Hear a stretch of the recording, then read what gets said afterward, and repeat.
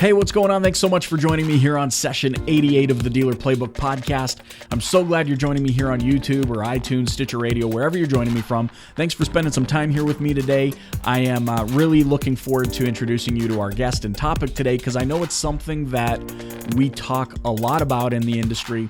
And it's something that's always kind of in the back of our minds. And in fact, it's a topic that I've had previous guests on the show talk about. It's that important. There's that much buzz. We're going to be talking about how you can create a culture of belief in your store. And that's whether you're a leader or the leader of one, how you can create a culture of belief to drive bigger and better results for yourself, for your business, whatever it is. I've lined up a really cool guest who's a very positive, influential power player in the women in automotive space. None other than the lovely Lisa Copeland. Really looking forward to connecting you guys with her. Make sure you stay tuned for the end of this episode because you're going to hear Lisa make a very specific offer that's exclusive to those listening to this episode of the show. So stay tuned for the end of the show where I'm going to reveal how you can get your hands on that offer at no charge. It's really phenomenal. You're going to want to check it out for sure. But without further ado, let's dive into this episode of the Dealer Playbook. Here we go.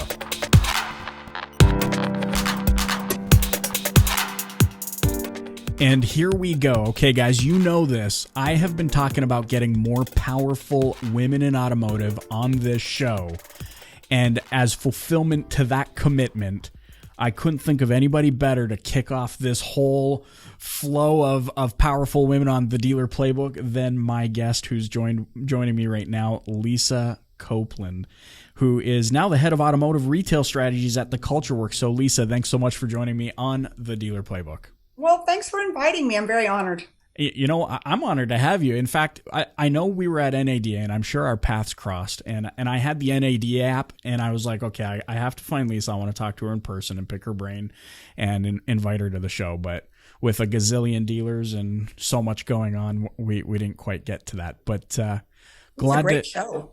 You know what? It's a big show, and it covered a lot of ground. But nonetheless, I'm glad to have you on the show right now. And before we kind of jump into the question that I have for you here, you're now the head of automotive retail strategies. You've moved into the consulting game. You're at the Culture Works, but you were, and I mean, a lot of people know that you were kind of almost the face of Fiat. What kind of led you to the movement? You know, I love the Fiat brand and I love the leadership in Detroit and Mr. Marchione and everybody. But, I think there's times in life when it's time to move on. And I had a very significant birthday and I just decided that I'm going to live the life I want to live and travel and consult with dealers all around the country. I get calls all the time and I thought I'm just going to have more freedom. So I miss the Fiat brand all the time. And I keep seeing like the Spider's getting ready to launch. And I'm just like, oh, I can't believe I'm not launching this car. So it's bittersweet. And that pivotal birthday was your 26th, 27th? Yeah, it was my 29th actually, but thanks for asking. There you go. Absolutely.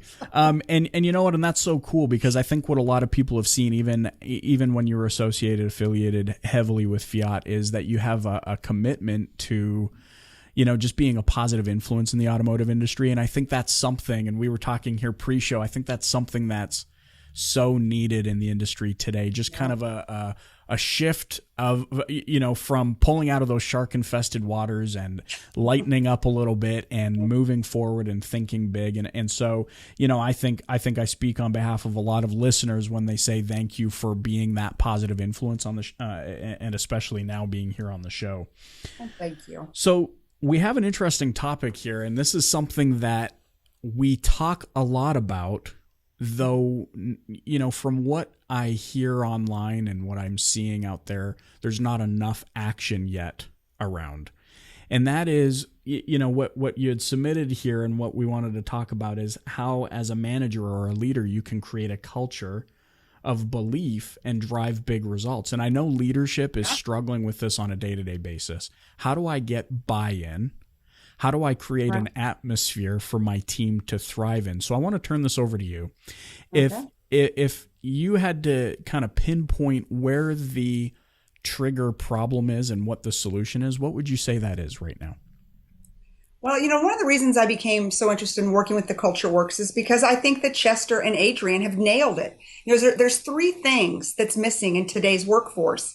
And what's interesting is you can have two of the three and it won't work. You can have one of the three, it won't work. You've got to have all three, and you've got to have a workforce that's energized. I mean, absolutely. They've got to feel every single day that they're excited to come into the dealership. And the only way that you're going to really truly get employee engagement. So one of the three E's. So we have energize, enable, and engage. And so to engage, they've got to be energized and enabled. And I've got a really good story about enabling an employee. I went to Apple with my son. This has been several years ago, and he had an iPod, and the iPod was broken. So we were there to just kind of trade it in and get a new iPod. And the gentleman who was helping us at Dell had dropped it in front of us. And I said, oh, well, sorry, that's okay. And he was very, very apologetic. And I said, well, no big deal. I've got to buy a new one anyways. He goes, Sure. No, I dropped it. Now we have to replace it. And I was like, wait a minute, it's broken. You don't have to replace it. But two things happened for me that day. A couple of lights went off. Light number one went off in the fact that employee, probably 20 years old, he was enabled. He could make that business decision on the spot. I was blown away. This was back when the dealership was at Domain, a big shopping center. And number two, he was energized by the fact that he could just see the look on my face. And I'll tell you what, I'm going to be a customer forever of Apple.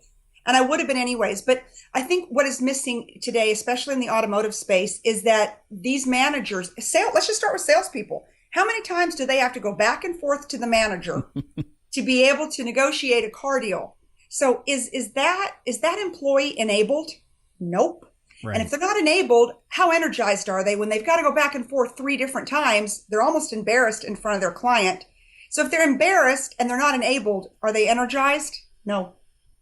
And so those are the 3 E's that we say at the Culture Works that actually start a whole nother chain reaction. But until you can enable, energize, and engage, you're not going to have a successful workforce. I love this. I call it quacking when an employee, let me talk to my manager. Or no, unfortunately. I say this to my team all the time. I'm like, if I ever hear you say the word unfortunately when talking to a customer. No. But it's quacking, and it's kind of like what you talked about. It's that they're not enabled. They don't know what they don't know. Now, I know there's a lot of leaders listening to this saying, well, how do I do this without perhaps giving autonomy for them to potentially screw up my company?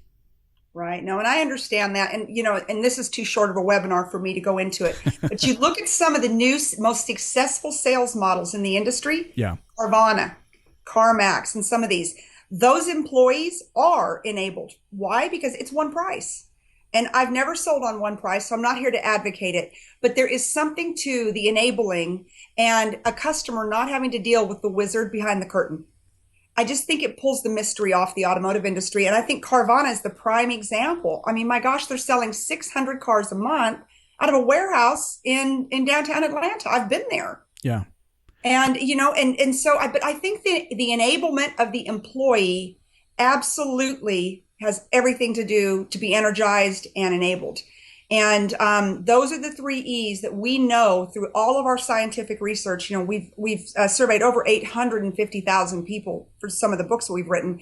And those are the 3 things that came back to us glaring. Yeah. But the number one thing I really believe in the auto industry is that some of us who have been doing it a very long time, and I would put myself in that category, it's hard to give up the power sometimes. And it's hard to enable our employees to make those decisions. And one of my things I said when I left, I told my number 2 who had taken my spot, and I was so happy for him. And I said, there were a lot of times that I made decisions. I said, but you would have made a different decision, but it doesn't mean it was wrong. Sure. So don't ever think if it's not, if it wasn't the decision that Lisa was going to make, that it was wrong. It was just your decision. And so you would have to own the consequences to it. And then you'd also get the glory if it goes big. So those are the 3 E's, and those are the 3 things that we as leaders, especially bringing in this next generation, these millennials to work for us, we've got to concentrate on them. How do we get in front of this then? Is it a process of saying, okay, here are the things you definitely shouldn't do? Or is it, here are the things, do you know what I mean? Because it is going to be a challenge for people. And I agree with you. I think having a culture where people know what they have the ability to do and that they feel empowered to Yeah. create something for themselves first and also for the company and have it be a win-win. But what's the best way without demoralizing people? And I'm turning to this question to you because I know you have vast leadership experience and especially running stores. Yeah. What did that look like inside of your stores? Where do you get started for the leader that's kind of been sitting there going, you know what, this is what I needed to hear, but how do I start? Right. I'll tell you, it wasn't an easy thing for me to do, but I will tell you what, I called in my top people and I said, these are the things that I'm empowering you to do. Meaning, I don't want you to come in here anymore and ask me permission. Because what happened was there would be a line at my door about every hour of every day. Well, here's what we're thinking. Can I show it to you? Here's what we're thinking. Can I show it to you? And so I know a lot of that was brought on by me in the beginning, trying to build this brand and launch it back to the US. But there was a day I woke up and I said, I've either got to empower them, enable them, or I'm going to drive myself crazy. Because there's not enough hours in the day to be able to answer. And I love this because I think this resonates with so many people. What did you do when mistakes were made? Because were they just like, yay, we can do all these things? And no, right? No. People make mistakes. They do make mistakes, and I think that, and it's hard to do as a leader. I'm not here to say I can write the playbook on this, but I told them up front that I have to allow them to make mistakes. Now, and then I had to trust them to use their best judgment, because there's a reason that I put them in the seat that I put them in. And it was because I trusted them. And so therefore, I'm going to also give them permission to make mistakes. And, I think that everybody who sits in these middle management seats, they're smart enough to know that if it's a big decision and it's $10,000, they need to come to the boss. If it's $100 or $500 or $1,000, they need to be empowered to make some decisions.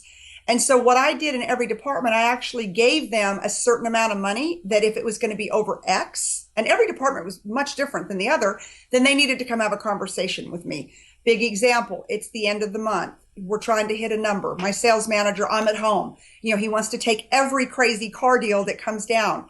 I told him, you can lose X, but if it's $1 over X, I need a telephone call. If it's $1 under X, don't call me. This is on you. You got a number to hit. Mm-hmm. So I think if we give them some really realistic parameters. Another example, my customer service manager came to me and she said, every time I go to the service manager, he shoots me down. He doesn't want to pay that $50 for this or that to make them happy. So I gave her a budget, a per customer budget, that she would not have to come to either myself or the service manager. All of a sudden, she was empowered. She probably spent a little bit more than I would have, but that's okay. But she was empowered, engaged, and energized. And she really, really, our CEI numbers went up. My service manager's aggravation went down. I put it to a different budget so it wouldn't penalize him. I put it more into a marketing budget. So as the leader, it is our job to be the top strategist in our organization, for sure. This is, I love this because I feel like you and I are riding the same way. Couldn't write the playbook on this for sure, but right, how do you do it? But you know what? I think one of the things that stood out to me, and I've said this to my team as well, is look, I've created a plan here. I've got a strategy here, and part of that strategy accounts for some tiny little failures along the way. Yeah. But we don't view failure as final. I don't view failure as something that's final. It's just another word for learning. And if we're learning, we're moving in the right direction. And so I think that it alleviates a lot of pressure from the employees. It's crazy sitting in the seat that I sit in or the seat that you're sitting in, and having people come into work every day and not know what they can or can't do. Right. And we don't sometimes realize, we try to, but sometimes there is that disconnect, I think, as leadership. We don't realize how much of a burden that can be on people and how it kills culture. Yeah. So this is really good conversation. I want to kind of keep going down this wave a little bit, because I know that we are talking about culture, and ultimately at the end of the day, if the culture is strong and it's solid, and the word you use is parameters. I love that. Mm-hmm. If we have the right parameters that empower people, that enable people, they feel energized, they're able to engage that much better, and it creates a better experience for the customer. Absolutely. Absolutely. I can't tell you, when I did the proposal to Fiat USA back in 2010, I just read the book Delivering Happiness, and I put the proposal together based on the principles of Zappos. And so much of it was, I mean, at our dealership, we wrote it on the walls. Our customers wrote on the walls, like, and so they would thank our salespeople or the finance people. We wrote it in the finance offices, because what is a better advocate for you than your customer? Mm-hmm. Well, how does a customer have an amazing buying experience if the salesperson or the team person isn't energized and, enabled, engaged? Like, if they're not engaged with that customer, and if their whole job is not to deliver an amazing buying experience, customer's not going to write it on the walls. There's your third party testimony. But it all starts with that employee. It starts with that front line employee. It starts with the receptionist and how he or she answers the telephone. It starts with how they're greeted at the front door. Is that an exciting employee, or is that somebody waiting to get off at 6 o'clock? Mm-hmm. It all has to do with the leadership and the way that they present themselves out on the showroom floor, because they're engaged and customers can see through that. So it's everything to, have an engaged and enabled, energized workforce. And it increases the bottom line, and it decreases employee turnover, which is the toughest thing in this industry. And I just have story after story of when we did do it and we won big. And then there were times, where I pulled in my horns a little bit, needed mm-hmm. to, and we didn't do as well. Let me ask you this, because the turnover thing is a big challenge. It is. Well, it's a big challenge in any industry, but I mean, it's really a big challenge when you're trying to grow a business. How does this triple E concept, okay, mm-hmm. so energize, enable, engage, and by the way, when I'm looking down, it's because, and I say this on every episode, it's because I'm taking a ton of notes. I'm here. I'm learning just as much as those listening in, but. How do we find the balance between you said it, there's an employee who's in it for the paycheck, they want to check out, it's 4:55 p.m. or 5:55, they're ready to roll out. As the leader in an organization that's committed to creating a culture, how far do you go with that individual? How do you gauge their engagement? How do you gauge their engagement? And when do you say, okay, this is it? I can't do it anymore. Oh, I love that. I've never been asked that question, but I've always gone there when I speak. There are people who, they are your brand ambassadors. They're your company ambassadors. They're wonderful. And so that's probably 10 or 20%. Mm-hmm. Then you have your people that kind of live in the middle, that if you could just, energize them, and more so than that, if you can get them to engage and enable them, they're going to go from being about a 5 to about a 7. Okay. And we're going to be at probably, 70% 7s. And hey, that's wonderful. Sure. Then you got the people between that are drilling holes in the boat. Every single day they're coming to work and they're drilling holes in the boat. And I've learned firsthand that, they need to go really quickly. I've made some mistakes over the years by thinking I can turn that person around. And I think that our job as leaders is to engage them immediately when we hire them and keep them engaged. But unfortunately, so many times, if they become disengaged and you start hearing about it, I don't know what you can do. I mean, I know what even our own book says to do, but me as running car dealerships, you have to punt them pretty quick. So, and this is interesting. It reminds me of a book I just actually read from Urban Meyer, who is a college football coach. It's called Above the Line, and he talks about exactly what you just said. There's like this 10 to 20% that are your top kind of players, you just love them. You're like, holy crap, how are you the perfect employee, perfect worker, team member, etc. Then you have that kind of, 50% that could be influenced either way. Right. And I'm sensitive to what you're saying. Those that are drilling holes in the boat, I love that analogy, need to go really quick because of that chunky middle, I guess, of the organization who could be influenced either way. Let me ask you this, though. I think some leaders, some managers, I know myself in the past, have shied away. I don't know if that's the right term, but we'll go with it. Have shied away from engaging that 10 or 20% of top players to maybe mentor or help or whatever, the chunky middle, we'll call them, Yeah. for fear of breaching confidentiality or anything like that. And in your opinion, is there anything wrong with approaching your top players and saying, hey, look, John, has the potential here to really, have a good month, have a good year, whatever. I see some commitment in him. Would you be willing to kind of take him under your wing? Or does that work in a dealership scenario? I think it does. I'm very intentional. I was very intentional Yeah. to build a bench. Yeah. Because, we need, as we would expand or we would buy more stores or whatever, that we would have a bench or that next group ready to move up. And so I think, my strategy always was, is I would go to those top tier players and I'd say, look, you're on my bench, you are, but this is one way that you can prove to me what you've got in you and what your leadership skills look like. And then I would take a small percentage of what that middle person earned and I would put it as a bonus toward the top tier person. I'm a capitalist. I don't think anyone should work for free.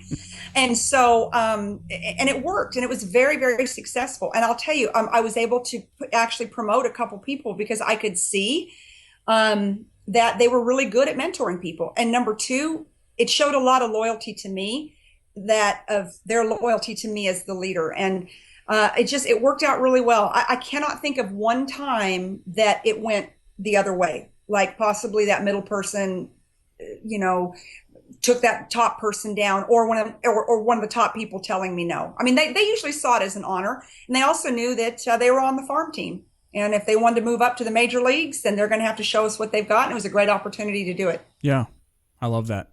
What's your opinion on friendship versus leadership, and is there room to be friends with your employees? Oh boy. And I didn't have that. I mean, I don't have any questions planned, but it just came into my mind. And, I was raised by an Italian immigrant baby boomer entrepreneur. And now, I am the early millennial. Like, I'm early enough to know that when the MASH theme song came on TV, it was time for bed. Or like I don't know, Welcome Back, Kotter, or something like that. But oh my gosh. But I understand where he comes from. Right. Or let's say that stereotype, like baby boomer. No, I am a leader and you respect me, versus me, who's technically a millennial entrepreneur, business owner, where I'm like, I see that a well-respected leader is better than a good friend, but I also see that there can be some aspects of friendship. But what's your take on that? I don't believe in the friendship piece. Okay. But so many of these young people that have worked for me over the years, I mean, they're like kids to me. So I don't know what's worse. You love them like a child, or you want to be their best friend. Sure. Right. So yeah. I have been guilty of it. Not in a friendship role. Sure. Of course, I would do anything for them, but from I got involved in a lot of their personal stuff in their lives because I was like a mom to them. I was like a second mom. When you have a workforce that's in their 20s, that's what happens. And I fell in love with these kids, and so many of them that worked for me. And, I keep up with so many of them still today. Makes it tough if they're the ones drilling holes in the boat. And I'll tell you, and it has happened. I will put it to you that way. And my one time I had to fire somebody who I loved dearly because that happened. And then I had to put that person out of my life for a little while, and have recently reconnected with that person back in a mentor role, because that person has grown up. And, so life is about cycles, it just because somebody's here today doesn't mean they're going to be there tomorrow. Sure. And, yeah. I believe that if you're going to be a leader, that you have to love your people. Sure. And you have to do what you love every day, or don't do it. So I probably went to the side of loving the people too much. But this is interesting because being friendly versus friendship is kind of what I got out of that. You can be a friendly leader, you can be kind, and to a degree, I guess, creating some, I don't know what you want to call them, like barriers for yourself. It's okay to love your team. Yeah, you have to. Otherwise, you're going to hear every problem from every person, and and so there's some things as the boss that you don't need to get wrapped up in. So. But I do think that any great leader has a sincere, they sincerely care about their people, or I don't think you should be the leader. Because I mean, we've talked a lot about the leader's role in creating a culture. Yeah. What is and I mean, I'll preface this by saying a lot of sales professionals listen to this show and they're going, well, this is all fine and dandy. They're talking about things that are out of my control. Well, if we had to turn the table, I guess, put on the other hat from a salesperson's perspective or a general team member's perspective, what are things that they ought to be thinking about to help the culture of the business? That's a great question. So about a year ago, maybe a year and a half ago, I put in a chief happiness officer. And her job was really just to celebrate employees, right? Like birthdays and anniversaries, and just celebrate the little things, because I was convinced that if we didn't celebrate for our employees, maybe nobody else was. You know, maybe there was that tech that didn't have anybody at home, and so we were the only people telling him or her, you know, happy birthday or whatever. And so I put together kind of a leadership team for about a year, and it was somebody from every department, and then there were no managers in the meeting. And then my chief happiness officer would actually run the meeting and come back with suggestions from them. So that won't work in every dealership, but I think for people in the dealerships to feel engaged, they've got to have power. And so it'd be interesting if somebody out there was listening and you loved where you work and you love your team, and you know, but you're seeing them, they're maybe not as, you know, together and cohesive as they should be. Yeah. Maybe ask one of your sales managers or ask a leader in your dealership, ask them if, you know, you could have lunch with them or have breakfast with them, and come at them from a very positive standpoint. And maybe even volunteer to be that chief happiness officer for the dealership. You know, you may not get paid, but if it's that important to you, you won't mind. And maybe some of the things that you would coordinate, you'd make sure that everyone had their picture taken on their birthday and a cupcake and a card, which is what we did. You'd make sure that, you know, that maybe once a month, you know, you guys would have a pizza social, but you would actually offer to head up almost like a social committee for your dealership, if it's truly that important to you. Yeah. And I think it's super important that everybody gets together on some level and comes together.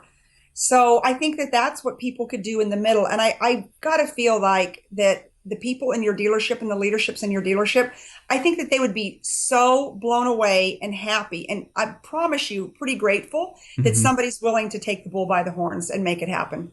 Well, you know, and the perspective of that is, I mean, dude, everybody's swamped. The leadership is swamped because they're probably likely still doing the job of 5 people. I mean, if they're active leadership, right?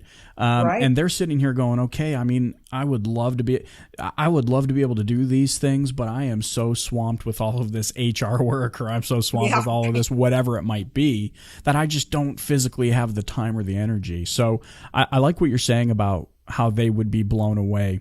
Something that's, a thought process that intrigues me, that this is kind of my car ride home thought process, is I think sometimes we get so trapped in the I'm the boss or I'm just the employee mentality that we forget that the foundation of good business is being a good person. Yeah, absolutely. And you know what? Maybe your leadership sucks. Maybe they do. Okay. Maybe your employees suck. Okay. It is what it is. It happens. However, regardless of that, at the end of the day, what you said kind of struck a chord with me. I don't know why. I guess maybe because I'm always rooting for the underdog, but the thought that maybe you are the only one wishing somebody a happy birthday like that. Yeah. I mean, talk about tugging on the heartstrings a little bit. And so the foundation, I think, of everything we're talking about is be a good person. Oh my gosh. I can't tell you how many times that happened. Yeah. Or somebody's mother called me. And, after you get past the 3 E's with us, then we have 7 principles, which we won't go into today. But number 7 is that you have to root for each other. You know, if you're not rooting for each other and you're not rooting for the home team, which is your dealership, you're in the wrong business. You know, and it's so important to have a strong culture, is that you root for each other. And that means that you root for the boss too. Yeah. You know, when the boss is having a bad day, you root for the boss. And I think that's hard for employees to do sometimes. I think, number one, I think they don't even know that they are supposed to do it, or that it would be welcomed. But I know on some of my darkest days when somebody would come into me, I had a porter one time who I adored, and he would come into me and he'd say, I'm going to take your car. I'm gonna go get it cleaned up. And I think that'll put a smile on your face. And boy, I knew what he meant. He knew I was having a really bad day, and it would just make my whole day. Well, but you're the boss and you're so rich and you own the whole business. And I was a Fiat dealer, so I wasn't the rich boss. You don't, but that's kind of, I say that jokingly because that is kind of sometimes, oh, well, our dealer just bought another house in Phoenix. Dude, hey, your boss doesn't care about what you're doing on your own time. You don't need to care about what he's doing on his own time. At the end of the day, they need to root for that boss because that boss is employing a lot of people, and they're obviously being blessed on the other side. I guess where I'm going with this is, hey, for those of you listening in who are on the team member side of the equation, not the coach side, right? Do you want your coach, do you want your leader to be successful? Yeah. And for those coaches listening and for those leaders, do you sincerely want your team to be successful? That, I think, and Lisa, correct me if I'm wrong, but I think that's when the magic really starts to explode inside a store's culture. It does. It's rooting for each other. And I just, because when everyone's rooting for each other, who can come against you, and what can come against you? And You're so united. I think that's my number one. So in winding down, would you say, so you just said that's your number one. So for those listening in, to kind of recap what we've talked about in creating a culture that gets results is rooting for each other, standing united. Yeah. And when you're united, you empower your first leaders, other leaders, to energize, enable, and engage. Right. And have a plan in place. I think, for some people, they shy away from this because they go, well, I don't know where to get started creating this plan. What do you suggest? How do we get started? Am I allowed to tell you a book to read or no? Absolutely. Yeah, absolutely. Okay. And we'll list it on the site. We have a fantastic book called What Motivates Me. And I would start there because, it is, what is it? I mean, what are your motivators? And we've got a lot of science behind it. But if you're not working in your strength, and if you're not working in the areas that truly motivate you and your soul and your spirit and everything about you, success is going to be hard fought. It really is. Yeah. And I had a friend tell me a long time ago, and she said, when you're trying to make a good decision or you're trying to lead, it has to be effortless. And I thought, effortless? Nothing we do in the car business is effortless. But you see, when you're working in your strength and you're working in your passion, it's effortless. And I think about all the years that we launched Fiat and how much I loved that car. And I believed in the mission that we were going to revolutionize the industry. Yeah. I worked 6 days a week, 14 hours a day, but it was effortless because I was doing what I loved. Yeah. So.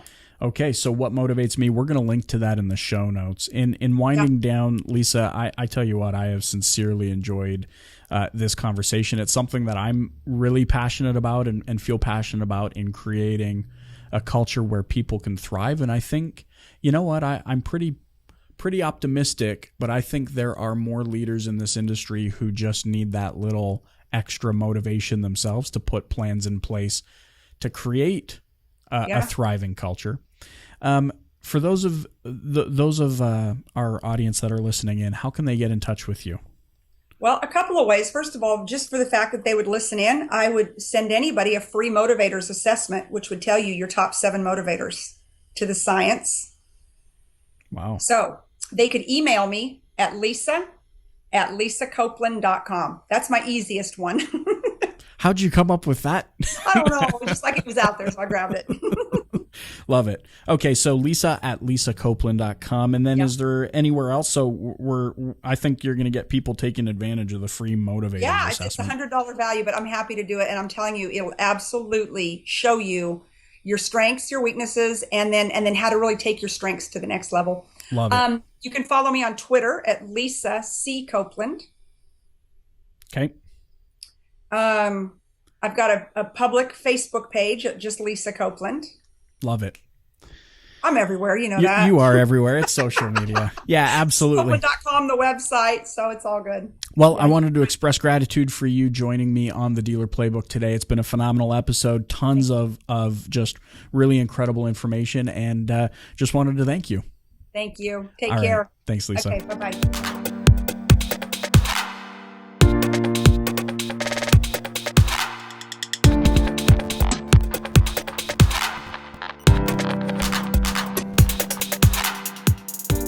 All right, that was Lisa Copeland. What'd you think? I'd love to hear in the comments below. You know, there were a couple of cool takeaways for me. The first one was, it's better to be a well-respected leader than a good friend. And sometimes I think it's difficult to balance the lines between friendship and getting too invested in things that you probably shouldn't be involved in versus being a leader and understanding the concept of being a good leader and that you have a stewardship for your team to help empower them and help them rise and achieve their definition of success and to create an atmosphere that is conducive to growth. And I think a lot of times we're challenged by the concept of leadership because we reference it to management. I am a manager. I manage my team. I'm the boss. Well, I don't really think that's the case. And as you heard in this episode, that definitely isn't the case. The other thing that stood out to me in this episode that Lisa talked about was the concept of guidelines. Oftentimes we think of guidelines as limitations. Here are the things you cannot do. Well, if we flip that upside down, if we shift our paradigm and look at guidelines as here are the things you can do in order to be empowered and in order to achieve your definition of success, and as the leader understanding that the more you can empower your team, the greater and happier the culture will be and the better your team will be able to service the clients and grow business. It becomes a win-win.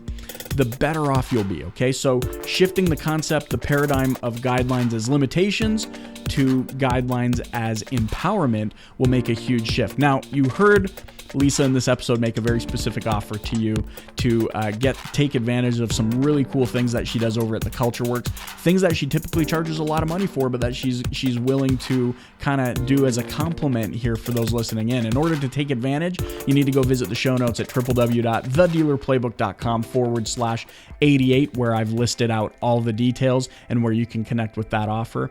Also, if you're joining me on YouTube, I would love if you'd subscribe to the Dealer Playbook channel, like this video, leave a comment, whatever you'd like. I appreciate it all. I'm going to do my very best to jump in on the comments if you're asking questions and also get Lisa to do the same. Until next time, guys, thanks so much for joining me again on session 88 of the Dealer Playbook podcast. Keep the playbook open and dominate.